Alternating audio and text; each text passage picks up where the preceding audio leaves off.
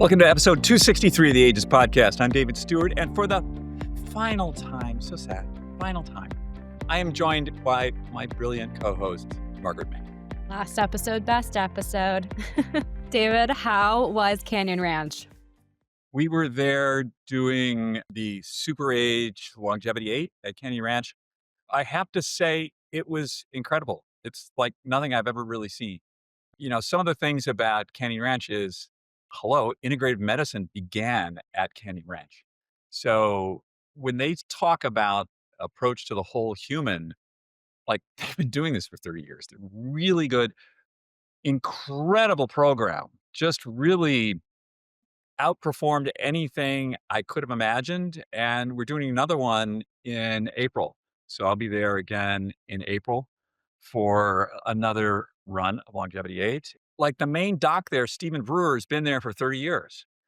The Yeah, other sounds like practitioners, a lot of the team has been there for the like full 30-year like span. like if you've been only there for a decade, you're a newbie.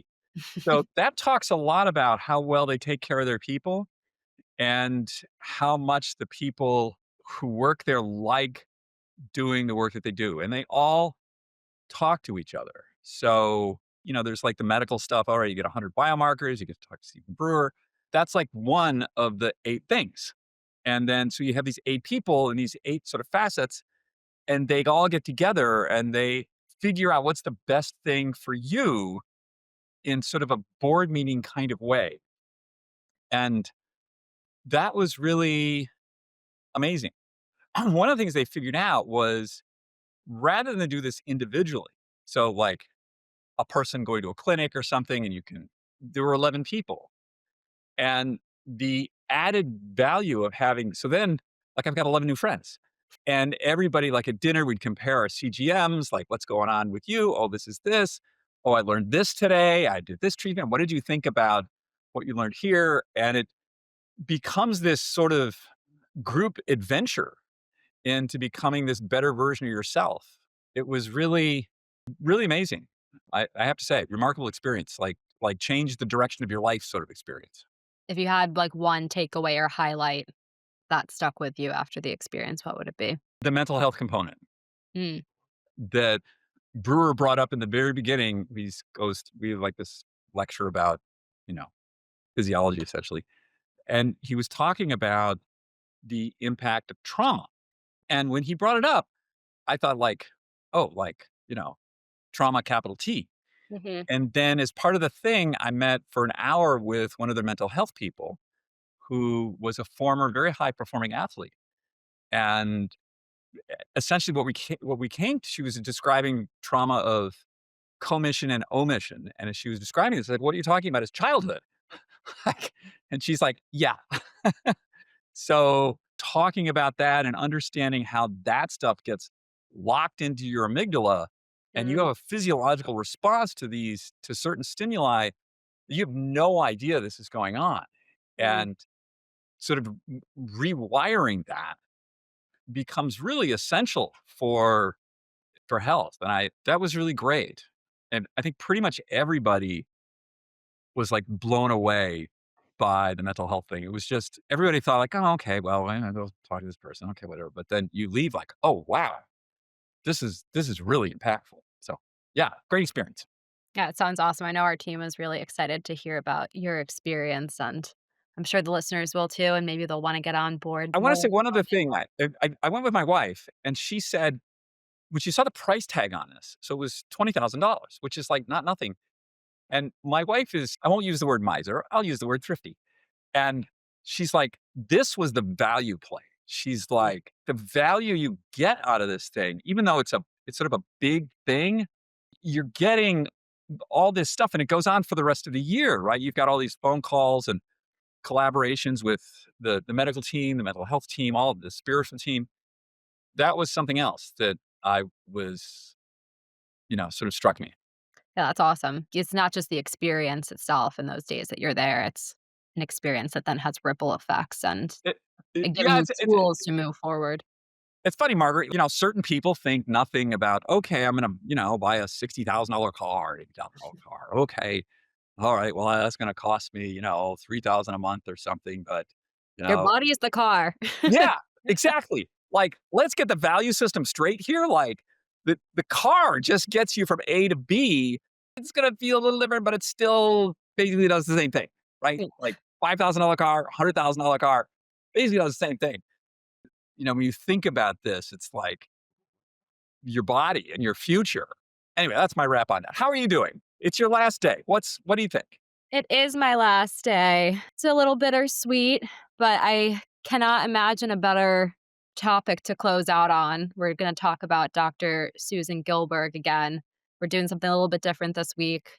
We're bringing it back to one of our most talked about interviews. And if our listeners remember, if they had initially tuned in, Dr. Susan Gilberg, she's a board certified OBGYN, an advocate for integrative women's health, and the author of Menopause Boot Camp. And this combo stirred up a lot when we first aired it, and for good reason.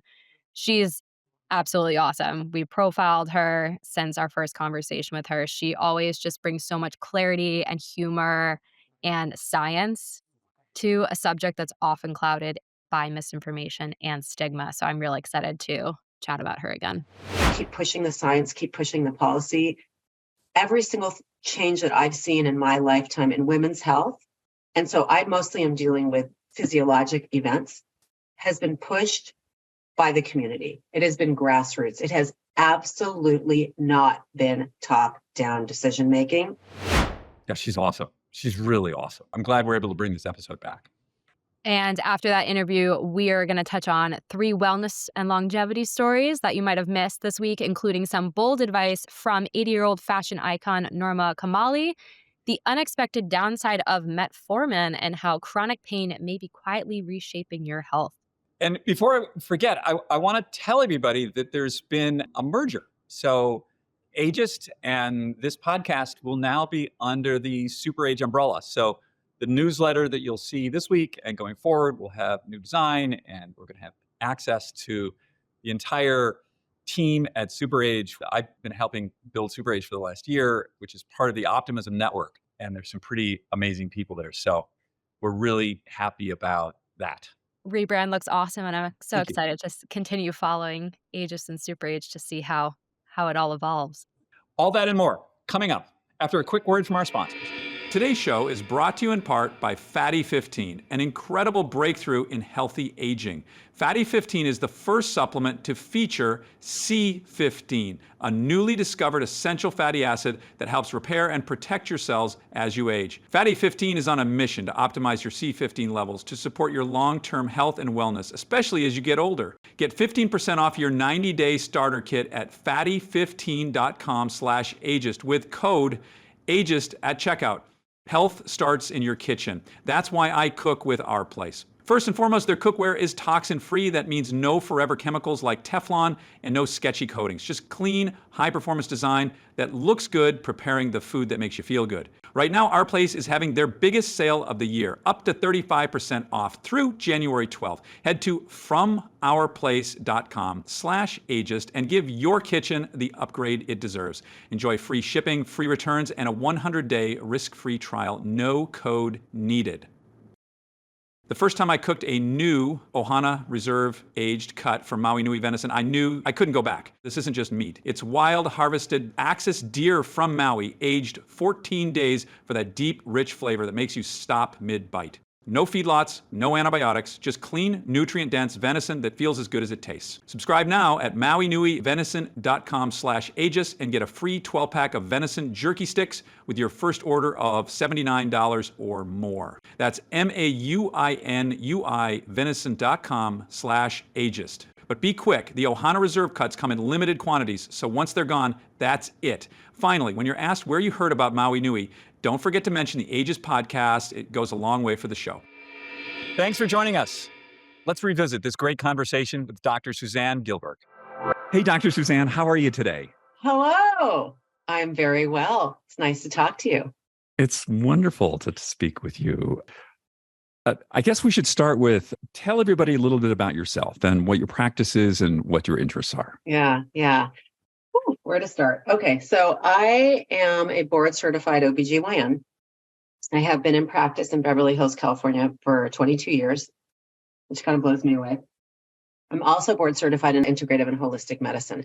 So I have and how I got into that actually was that I trained in Ayurveda.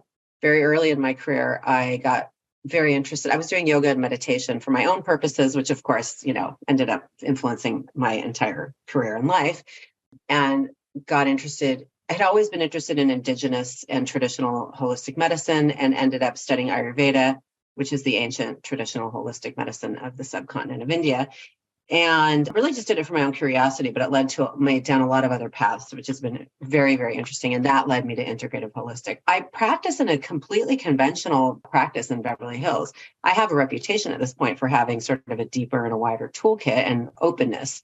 But I think that sort of set the stage for what I was doing in my own life, personally and professionally. And, I've tended to be interested in whatever's in front of me. So as my patients presented problems that I hadn't learned about, I dug into them. And that became cancer, survivorship, gynecology, that became menopause. That actually is what led me to menopause, which has been my focus in the last decade or so. Sexual health, a lot of like third rail topics that nobody else seemed to want to talk about, which of course everybody's talking about now, but botanical medicine, all that. So that's kind of where I am. Out of that, started seeing the need for more opportunities to educate and empower women specifically around menopause and their aging process, and didn't have enough time to really do that in a 10 to 15-minute insurance-based encounter in the office, and was at this time also doing a lot of education and public speaking anyways, and developed something called Menopause Boot Camp, which was a live experience, 2 to 4 hours, depending on how and where we did it, where we had more time to really delve into the terminology, the definitions, which confuse people to this day, the actionable items, the problems and solutions from a deeper and a wider toolkit, because I have conventional medicine and I believe in it and science, but also I have traditional practices. And this is not a disease, Dave. This is a state of being alive.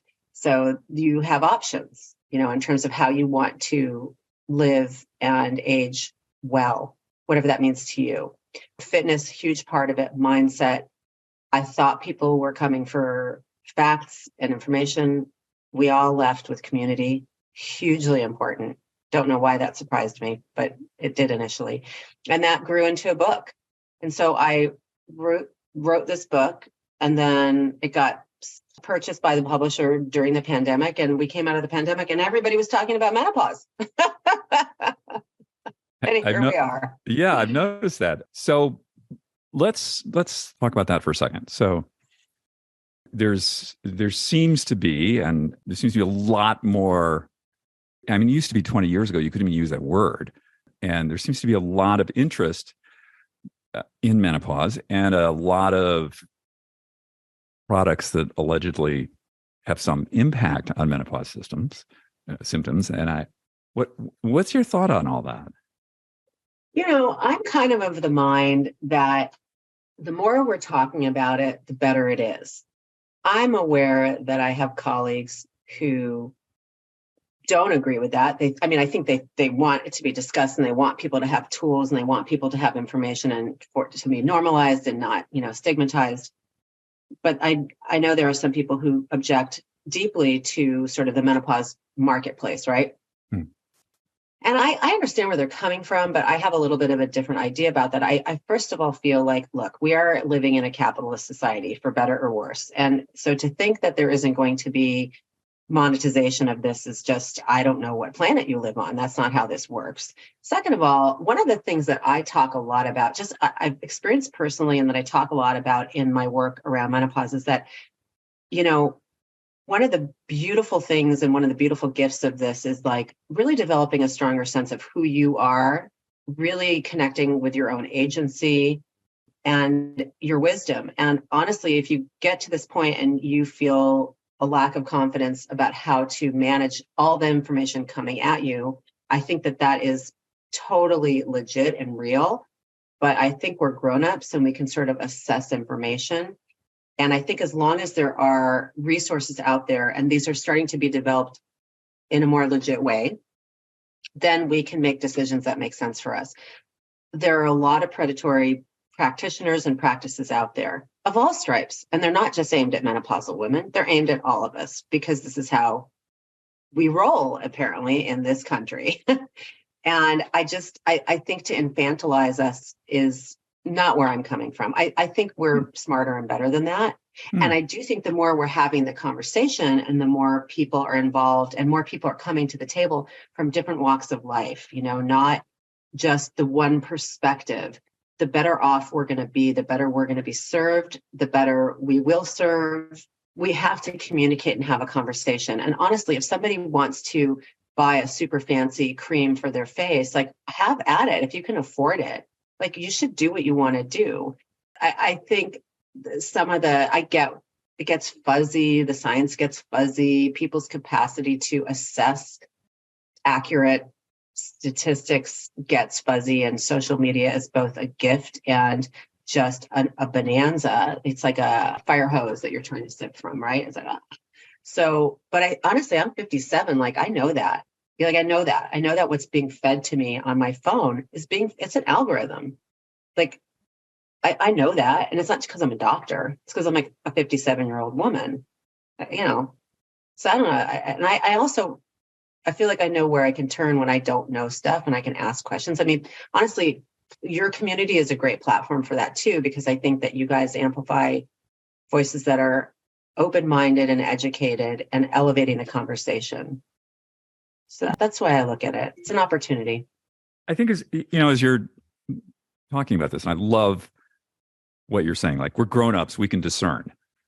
I also, you mentioned the word community early on, and I'm sort of have this idea that, like, there are people that are into Nike or they're into Adidas, right? Or whatever, right? It's like the brand becomes a community signifier and saying, like, hey, I'm part of whatever. Yeah. And I'm sort of have this little idea that's coming to me that perhaps some of these products that are out there are no better or worse than anything else. Mm-hmm. Nike's no better than Adidas. I don't know. Nike probably would take a different point of view on that, but they're basically sneakers, right? Right. They help you run. Right. And there may be, and I think that I don't think I think there is a strong element of community identification if one is buying a menopause specific skin cream that says, like, it sort of reminds me, remember like the gay rights movement it was like ACT UP, right? We're here, we're queer, get used to it. And I think there's sort of a thing similar happening. Is that sound right? Yes, but also don't forget it's the same generation. Oh yeah, right. It is. Because that was like me post-college, right? Right. I mean, those are my friends. Yeah. So I'm 57. I think we're in the same cohort-ish. Gen X, this is very Gen X. And I do think a lot of what's going on right now is very Gen X rising. And I mean, everybody's of course talking about this now too.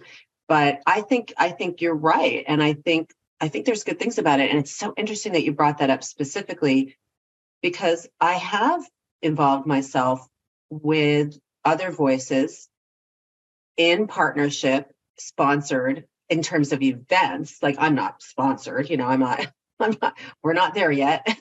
We're menopausal. This is an idea. You're a marketing guy, right? Like, perhaps you could sponsor menopausal people and they could go out and do their thing. That's a conversation for another time. But, we'll not name the brand, but it doesn't matter. A recently launched beauty brand that is aimed at menopausal women, which I really appreciate. And it's a celebrity owned brand, and God bless her. She's trying to get something out there. She has been working with a platform to create these menopause symposia. And they've been wildly successful because of that. It's like a we're here moment. And actually I did one with them in New York the week of my book launch in October. Super powerful experience. We did one here in LA 2 weeks ago tomorrow. Amazing, like 250, 300 women in the room. Just the energy, the palpable excitement and love and curiosity and support. And it was unbelievable. And so, yes, I think there is an opportunity. And I think that they are very, very by design creating these opportunities for people to have a conversation and to be educated. And of course, they're associating themselves with it. And again, like, everybody in that room is a sophisticated user of the market. So I think we can understand like what we're getting out of it and take, like what I say to people all the time, it's like a total 12-step thing, but like take what you like and leave the rest. It's okay. It's all right. Yeah. That's the way I look at it. I know everybody doesn't agree with me. That's also okay. I'm okay. That's part of menopause. I'm okay with you not agreeing with me. It's wonderful. So I want to get into something medical here that I tell everybody all the time, I'm not a doctor, I'm not a scientist, but I know a lot of them. Mm-hmm. So HRT, and there's the Women's Health Initiative study back, whatever it was, about 23 years ago, which seems to have been rather debunked at this point. So you're nodding your head, yes. Yeah, it's really, it's a very sad story. $1 billion wasted. I mean, not wasted completely, but just a debacle, honestly. A debacle. That's yeah. Yeah. We don't have to get into the granularity No, of I don't that, have but to get just to into it. say, like, Yeah. there's nothing in that data that made any sense. No, it was rough. It's rough, but it had a massive impact. Yeah. In such a bad way. And yes, you're right. It's all getting kind of unwound. And then, of course, the recent New York Times Magazine article, which I think is super important. Yeah, that was great. That was like the best thing I've ever read on that. Me too. So anyways, I'm cutting you off, but it's okay. So where I want to go with this is there's some thinking, I think somewhat well established, that estrogen has a neuroprotective effect. Women have a higher rate of Alzheimer's. Yes. They are more likely to die of a heart attack. And there's some thinking that, Dr. Lisa Mosconi will say, it's the estrogen and the neuroprotective effect. Okay. So if we think that is true, and we think of HRT, hormone replacement therapy, bioidentical hormones, but then something like 1 in 8 women, and I think you're one of them, has had a breast cancer diagnosis. So if you have that, HRT is off the table. Now we have this problem. Yes, so we have a conundrum. Yep. So we're going to have all kinds of health consequences from the dropping estrogen or the total lack of estrogen. Yeah. Because my understanding is sometimes people are given drugs that whatever residual estrogen is in their system gets removed. Right. So now we've got sleep problems, we've got brain problems, we've got possible cardiac problems. How do you approach this sort of risk reward on either side of that equation? It's really, really challenging. And I will tell you, as both a physician and as a breast cancer survivor, I've just thought so much about this. And my thinking has evolved. And I think this is a very important point that we have to make. I feel like the people listening to your podcast probably realize this, or at least intuitively recognize, science is not a religion. And I do think, I'll tell you, I object to my colleagues who make it a religion. It is not a monolith. It is not unchanging and unmoving. That is not what science is. Science is a process of inquiry, period, end of sentence. And curiosity and inquiry never ends. It evolves. And I think we're at a really important inflection point in the menopause space because of the we're here and we're queer kind of, call to action, and because of the evolution of science. So it's so interesting to me, though.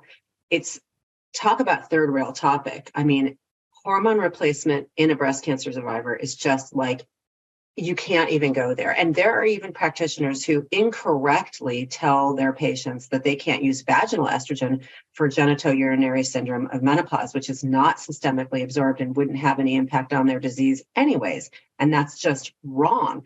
There's a massive amount of fear-based medical practice out there. And in general, I don't like to disparage my colleagues because I think they're really doing the best they can, but I have to call that out. That's just bad medicine and it's wrong. Now, here's the other thing. There's actually quite a bit of data on the potential health benefits of estrogen specifically in all of us and in breast cancer survivors. So I don't know if you know Avram Blooming and Carol Tavris, who were quoted in that New York Times Magazine article. And Avram has definitely been kind of an outlier because he's been saying this for decades. And he's been studying women who were treated after their breast cancer diagnoses for just the reasons you stated, because they really were non-functional. And they said, you know what, risk reward. I've got to look at my quality of life. And they do have decades of data on these women who have largely done well. Here's the reality. The vast majority of us who are diagnosed with breast cancer are going to be diagnosed at early stages. The vast majority of us who are diagnosed with breast cancer are going to die of what, Dave? Breast cancer or heart disease? Heart disease. Heart disease. Yeah. So I have to tell you, I'm in entering into my 10th year. And I was a premenopausal breast cancer survivor. So that's even a different situation, right? And I am really rethinking my own treatment because I have not used systemic hormones. And I'm starting to think that I might do that. I'm outing myself here and now, which is a little bit dangerous because I want people to understand that I am making that decision based on my accountability to myself as a physician and as a patient. I'm not saying anybody should do anything other than that. They should talk to their physicians. They're going to have a hard time finding a physician who will support that, to be perfectly honest. And I think that needs to change. I think we really have to change the way we're looking at the data and supporting our patients' choices. It's so complicated. The other thing I want to say is that breast cancer is not one disease. And we don't want to spend the whole podcast on breast cancer, but breast cancer is not one disease. And I think people get confused because their cancer may have had receptors for some of these hormones. That doesn't mean that those hormones caused the cancer. Okay, so we could get into a much deeper dive at some point, and perhaps we'll do that, or I can direct you to somebody who would be willing to talk about it. But I think you're bringing up an incredibly important point.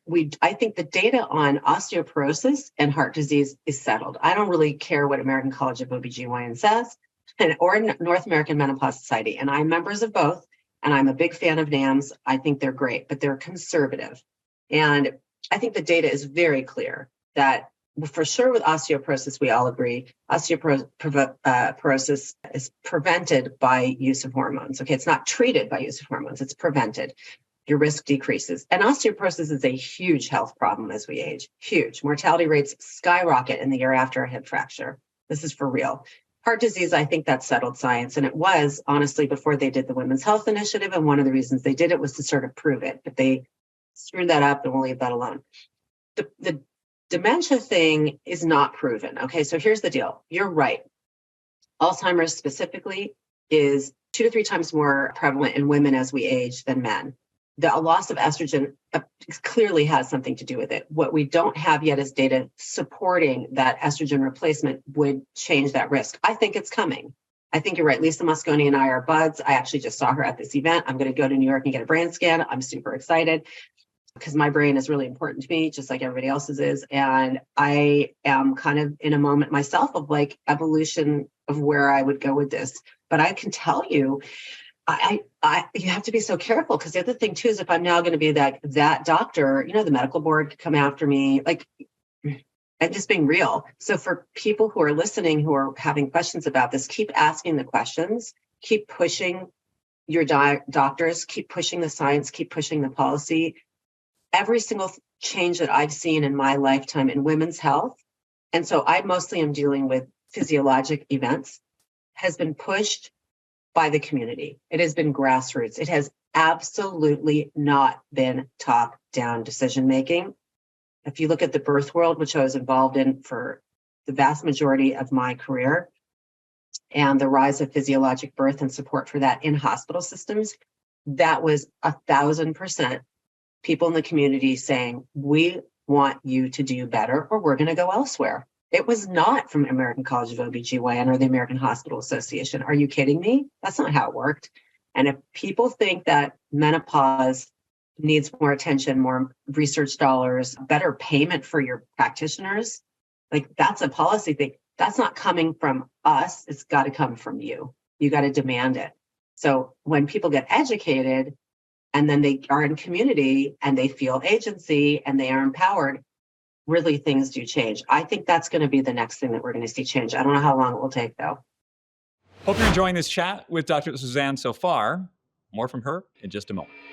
As someone who thinks a lot about aging, I've tried most everything, from cutting-edge tech to the simplest things like walking more and sleeping better. But what really caught my attention recently is something that feels quietly revolutionary. It's called Fatty 15. This isn't just another supplement. Fatty 15 is built around C15, a newly discovered essential fatty acid, the first to be found in over 90 years. That's right, discovered by Dr. Stephanie Venn Watson while working with aging dolphins in the US Navy. Dolphins, who knew they'd teach us so much about human health? What makes C15 remarkable is how it repairs and protects our cells, boosting energy, supporting sleep, cognitive function, and even smoothing out those stiff joints we start to notice more as we age. Based on over 100 studies, we now know that C15 strengthens our cells and is a key healthy aging nutrient, which helps to slow biological aging at the cellular level. In fact, when our cells don't have enough C15, they become fragile and age faster. When our cells age, our bodies age too. Fatty 15 is clean, 100% pure, vegan, and free from all the junk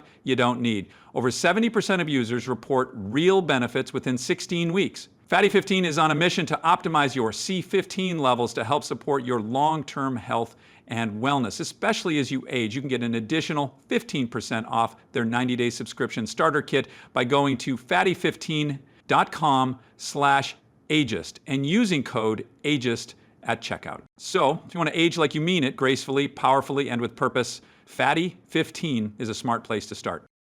I've tested a lot of products over the years, but our place has truly earned a permanent spot in my kitchen. The reason? It's clean. Most non-stick pans still use Teflon or PFA's, forever chemicals that end up in your food and your body. That's not the future of cooking, that's the past. The Our Place cookware set gives you everything you need. 2 always pans and 2 perfect pots, all toxin-free and designed to replace a stack of bulky, outdated cookware. Eggs slide right off of the non-stick surface. Cleanup's a breeze, and they look incredible in their signature colors. I've been loving the Always Pan Pro lately. No coating, pure titanium, nearly indestructible. If you're serious about what goes in your body, start with what you're cooking with. Our Place is having their biggest sale of the year right now. Save up to 35% site-wide now through January 12th. Head to FromOurPlace.com/ageist to see why more than 1 million people have made the switch to Our Place kitchenware. And with their 100-day risk-free trial, free shipping, and free returns, you can shop with total confidence. Shop the Our Place holiday sale right now. No code needed. I have noticed, and you can have more in-depth knowledge on this than me, but I have noticed that as regards to women's health, anything to regards with women's health tends to move glacially in compared to like men's health. Shocking.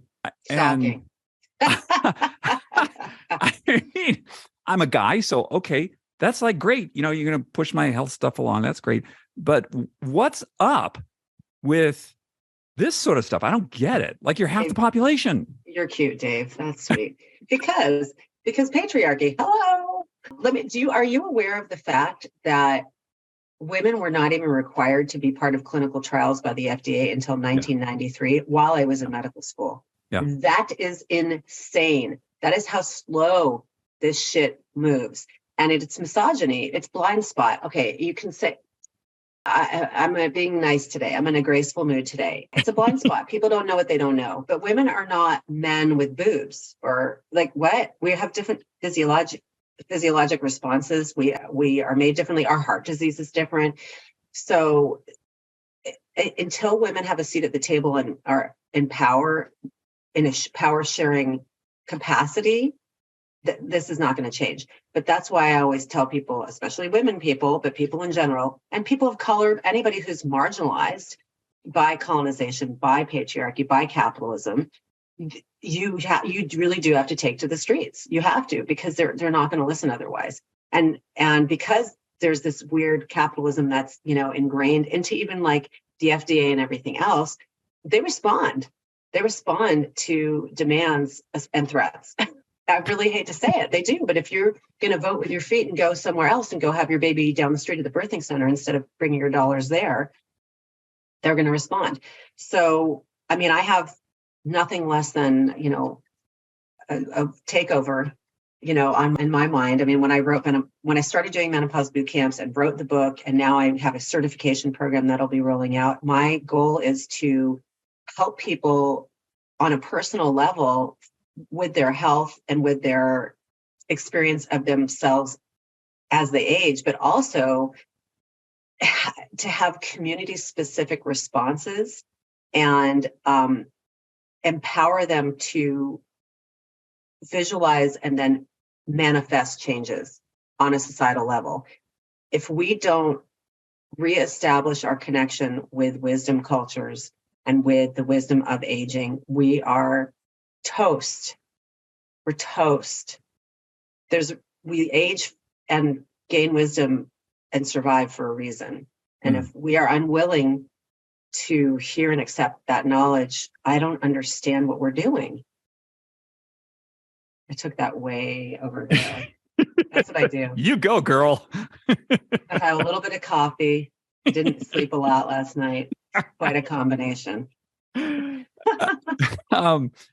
Yeah. So what else are you seeing, in terms of medical, prescriptive medical I guess I'll use the word intervention for menopause. That's not even the right word. Symptom to decrease symptom. That's what I want. That's where I'm going with this. What are you seeing besides HRT? I mean, there's definitely, listen, that's the other thing that's kind of interesting when you talk about like, why are things going so slow? There was that whole menopause marketing during the Super Bowl. And that was because there was going to be a new medication that was supposed to get FDA approval in January, which got pushed off again. So there are some new meds that are non-hormonal that are for vasomotor symptoms. I mean, the science is kind of interesting. There's some interesting science happening. I do think the big thing coming really is the brain health stuff, because that data is so interesting and so important. And Dr. Mosconi is one of the leaders in the field, but there are other people. I'm totally blanking, somebody in Arizona. So I think the other thing that I've been hearing kind of in the background, and I don't know how far along this is also looking at, we do have medications called selective estrogen receptor modulators.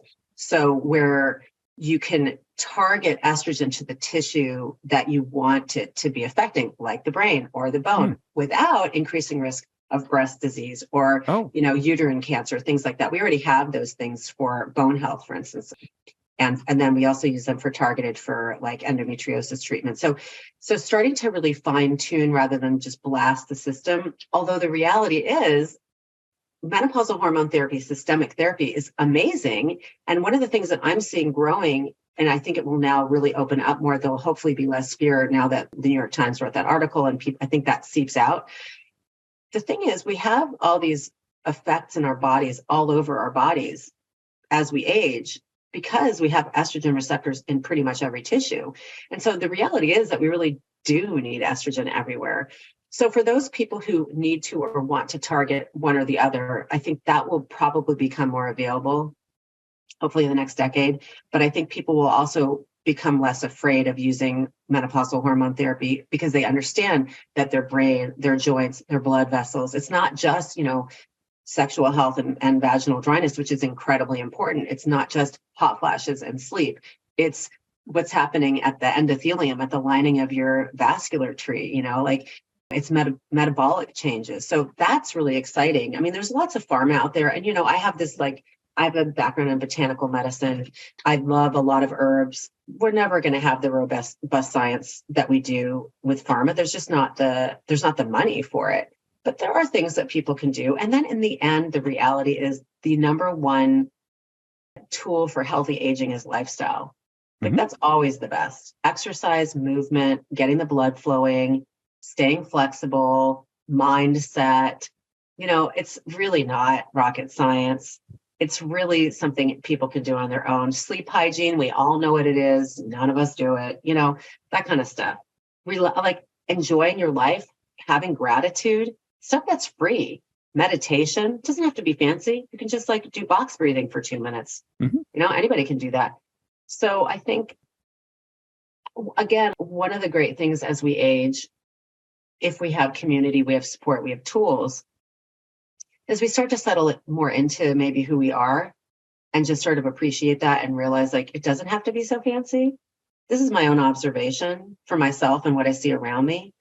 And it's kind of beautiful, enjoying the sunset. I tell people, people always, they want the blue. Is it the blue pill or the red pill or what's going to do it? And it's, right. I tell them the same thing. It's exercise, nutrition, Yeah. sleep, reduce your stress. You do that, that's like 95% of it. And Hmm. my favorite, I hate the word biohack, but I'm going to use it. Yeah. My That's favorite okay. biohack is smiling.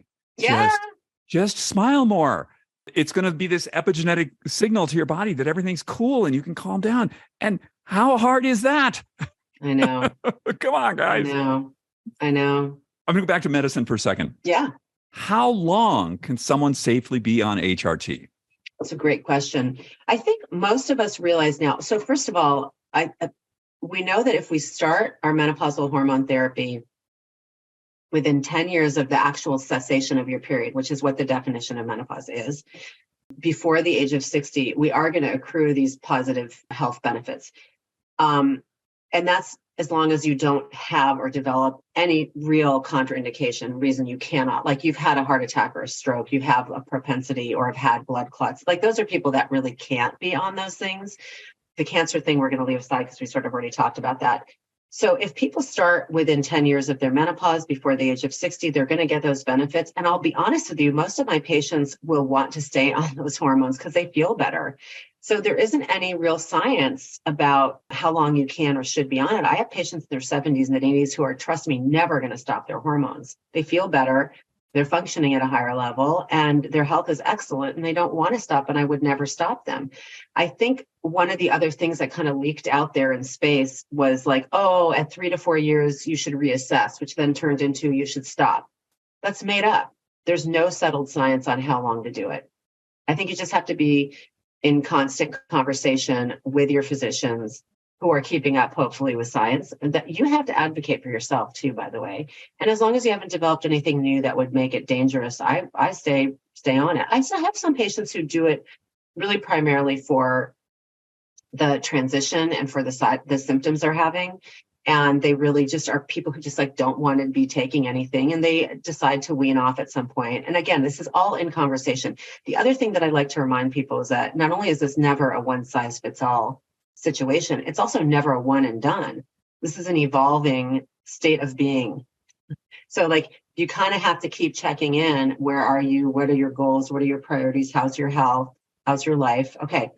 How are we going to rejigger this? You have to be willing to continue to work with somebody. And it also requires a partnership that's long-term with a trusted medical professional who actually knows what they're doing and cares about this. Because a lot of people don't have the real interest in it and haven't studied, and it's just not their wheelhouse, you know?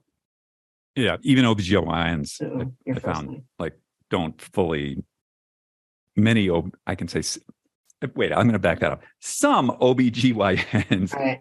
don't really have a grasp on this.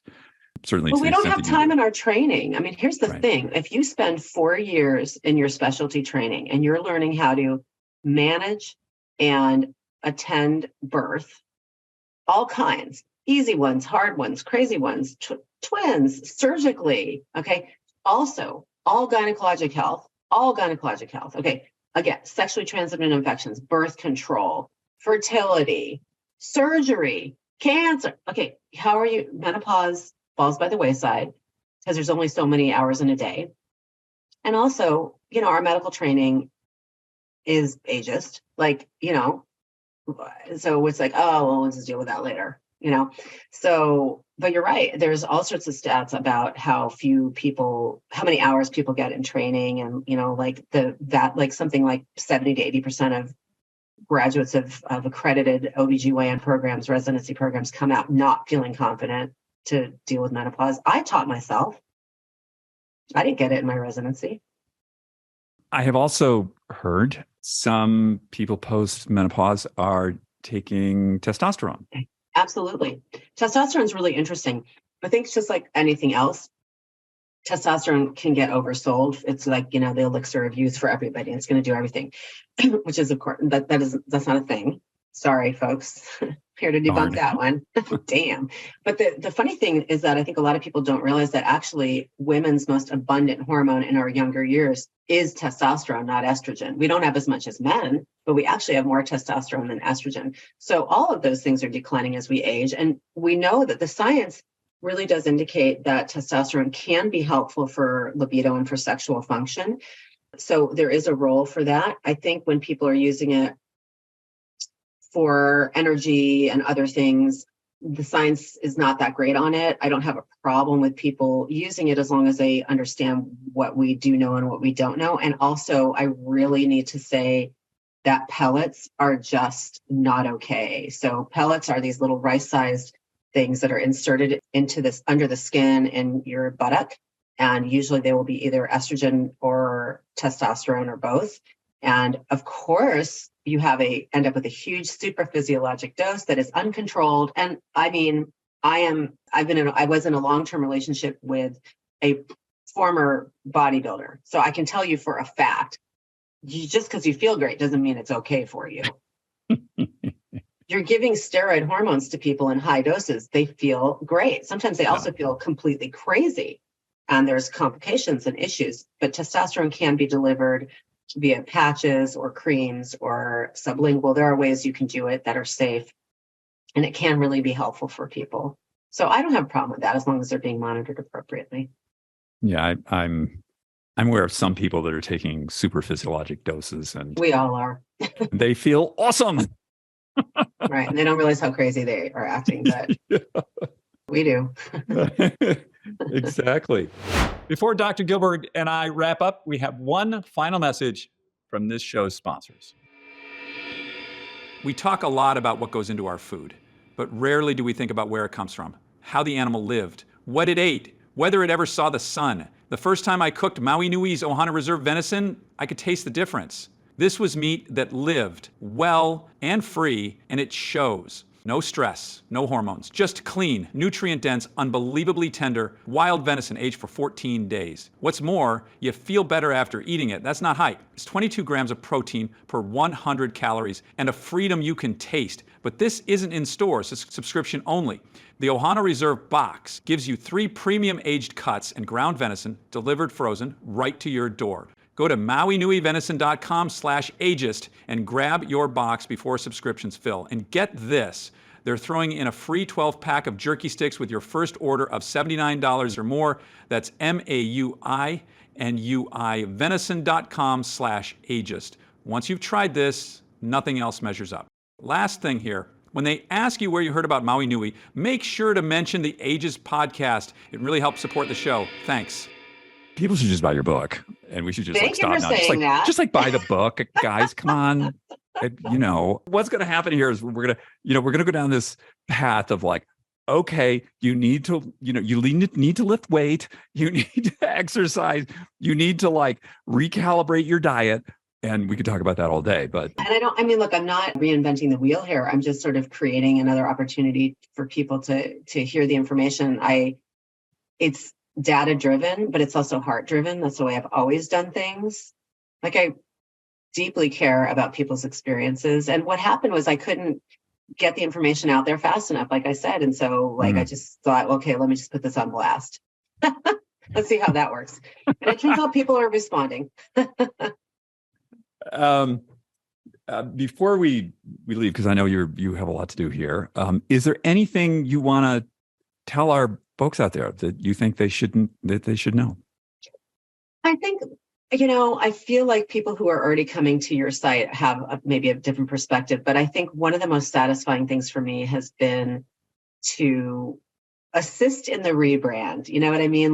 Menopause is awesome. Is it easy? Is it fun? No, some of it sucks. I don't want to be up all night sweating, and I'm not, psyched about not getting great sleep or gaining weight around my belly and that kind of stuff. But when you get through it, what's there at the other side is you, and it's kind of fantastic. I want people to realize that when you have the right community around you and you have the right tools, you can do anything. This is yet another experience of our resiliency. And it's really, really, it's been really fun for me. I have met so many awesome people. The other thing is this whole reinvention thing, that I'm meeting so many amazing people who are present and available and interested and curious and growing. And that is so great. This idea that we're invisible or something is just nonsense. I'm anything but invisible. So me growing great apparently made me way more visible. And So I have a really excited sort of positive outlook on that. And like I said, the next thing is world domination, nothing less. And so the menopause You personally or your tribe? well, What are we talking about? the The tribe, tribe. Oh, okay. Very but good. we're We're here going to to share. help. We're here to help. It's a Yeah. helpful domination. Okay.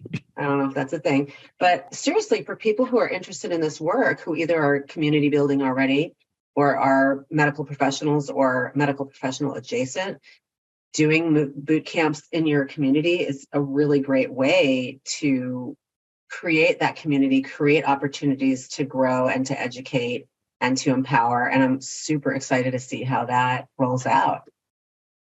Awesome. And everybody, you should follow her on Instagram. What's your Instagram handle? Tell It's everybody. Ask Dr. Suzanne, AskDrSuzanne. Various other Wonderfully, forms. wonderfully information dense Instagram feed. And I spend very little time on social media, but I watch yours. Oh, So. thanks. That means so much. Wow. As I said at the top, this interview still hits every single time. She's just such a joy to listen to. She's a wealth of knowledge. And I love when she said, this is not a disease, this is a state of being alive. Just how she talks about aging and even just science, too, that it's like not a religion, it's something that's continuously changing. She's someone that is just so tapped into and open to change within her field, which I think is something really admirable. Sometimes people can get a little stuck in their ways or their hubris can get in the way. And from this conversation to our profile with her to revisiting this episode and just seeing what she has done since then, I think you can really see that she is just someone who wants to best serve her patients and serve her profession and field just by being open, which I think is just something super admirable and I really respect about her. Yeah, absolutely. I use the term aliveness a lot these days and just giving credit. I got it from her. When she said being alive, like that's where that came from. So thanks, Suzanne. A wealth of knowledge, and it really is. It's just the whole point of and revisiting conversations like this of just bringing to light how conversations can shift, how people can shift, and just how we can continue to help people live longer, better, and more informed lives. That's right. So we've got some big stories from the world of wellness and longevity. What you got for me today, Margaret? What do we got? Yes, we do. So let's start with some recent developments in the world of inflammation.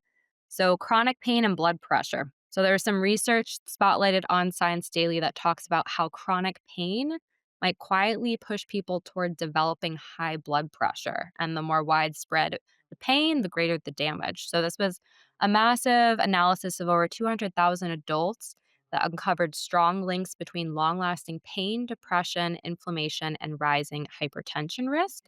So, how long the pain lasts and where it occurs both influence the risk, and part of the connection is explained by depression and inflammation. So, researchers were saying the results underscored how important effective pain management can be for preventing and controlling high blood pressure, a major driver of cardiovascular disease and death, as we know. I love the study, and I'm glad they did that. I think, as anyone knows, it just makes complete sense. Like, if you're in a state of chronic pain, you're also in a state of stress. How does the saying go? When you're healthy, you got a lot of problems. When you're unhealthy, you got one problem. And so your brain tends to sort of focus on this one thing. I know from various injuries and surgeries I've had that, when I'm in pain, mostly what happens to me, Margaret, is my irritability index goes up. Like, I've just become like, I don't like that sound. Why are you talking Well, to me? yeah, no one wants to be like kind of I feel like in some ways, or at least from my own experience, more acute, intense pain is easier to deal with. But when you kind of have that low level chronic, almost like but like an annoying fly you can't Yeah. like shoo away, it does make you very irritable. Again, like you're not sleeping well. Like it's a whole snowball effect of Yeah. just ugh. Increased inflammation from stress. Your blood pressure is going up. I'm sure all your inflammation markers are going up. Makes complete sense. Well, switching gears, we had a piece that was published in the Washington Post that was spotlighting the lovely Norma Kamali. She's now 80, and she was sharing, along with her love of regenerative AI, which I thought was interesting and how she was talking about it in relation to boosting her artistic vision. She was expressing that she wants to live to 120, and she had shared some longevity tips that I'd love to get your 2 cents on. So she shared the following, that her longevity kind of protocol and what she prioritizes is enjoying olive oil with every meal, working out at work, working out additionally, like more meditation, stretching, drinking cocoa via, which is a cacao powder, eliminating vices, smoking, drinking, finding love, collecting your health data. I believe that was it. I've spoken to Norma several times. She is truly a remarkable woman, a remarkable spirit, and her sort of coming of age of wellness and health awareness came out of the AIDS crisis. So Mm. in the 80s, where a lot of people in her field were very much affected. And she's the one who told me the purpose of the day is to prepare you for sleep. It's Mm. the Love purpose that. of sleep is not to prepare you for the day is to prepare you for sleep. And that it's really how important that is. The things that she talks about here, olive oil, yes. Workout, yes. Cacao, I have it every morning, you know, eliminate vices, find love and collect your health data. I mean, what's not, yeah, like that's sort of the deal. And I spoke to her a couple of years ago. So she would have been 78, an enormous sense of vitality. You see what 80 can be if you take care of yourself. She has really made her health the focus of her life for, I mean, what has this been, like 40 years? So you see the result.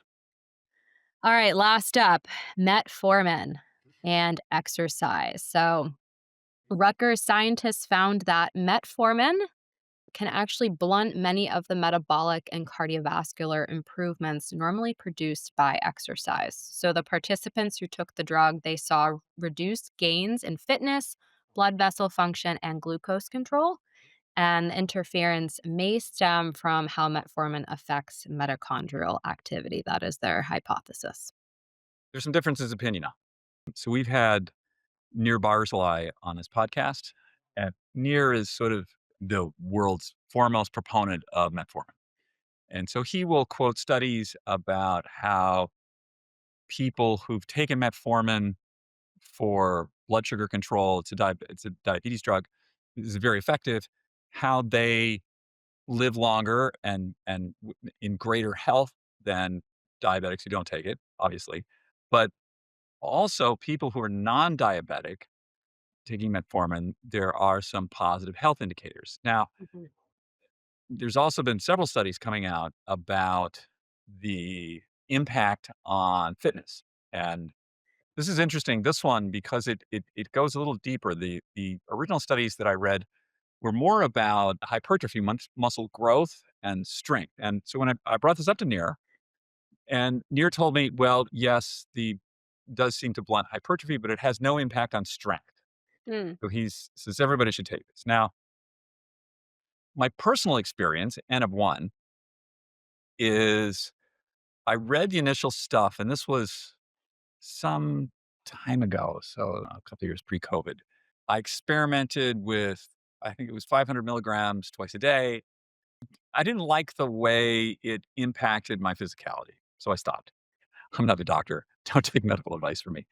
But in what I have heard is that this is an extremely safe drug. There are, I don't know, hundreds of thousands, maybe millions of these prescriptions, people taking them every day. Very useful drug for people who are diabetic. Once you get into the realm of, is this a longevity drug? All this stuff, the problem is, show me a 150-year-old person. I haven't met them. So, we can talk about various markers and epigenetic age and these sort of things, but it's a bit of a complex thing. So I don't take it anymore. There's a number of these things over the years that I've sort of tried and be like, okay, how does this work? And then I've just decided, no, I don't want to do that. Well, we say it, I feel like, all the time on this podcast with me looking at studies like this, but everyone's body is so different.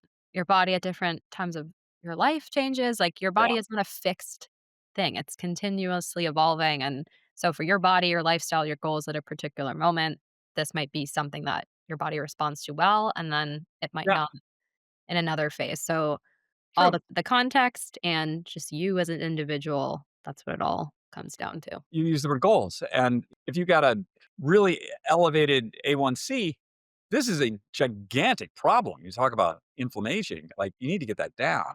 Yeah, the risks And versus the benefits. exactly. So, like, let's get that down. And then maybe you're not building strength as quickly as you would before. But, if you look at the mortality stuff, like it's an obvious trade off. Yeah, I feel like this all circles back kind of to what we love about Dr. Gilberg here. And talking about risk versus reward, her story surely is one that touches that. Yeah. Well, Very. speaking of stories, our It's Not Too Late story for this week, you wanna get into that? Let's do that. What do we got? We have Amy. So at 61, Amy walked away from a 40-year career in fashion to reconnect with her Diné or Navajo roots.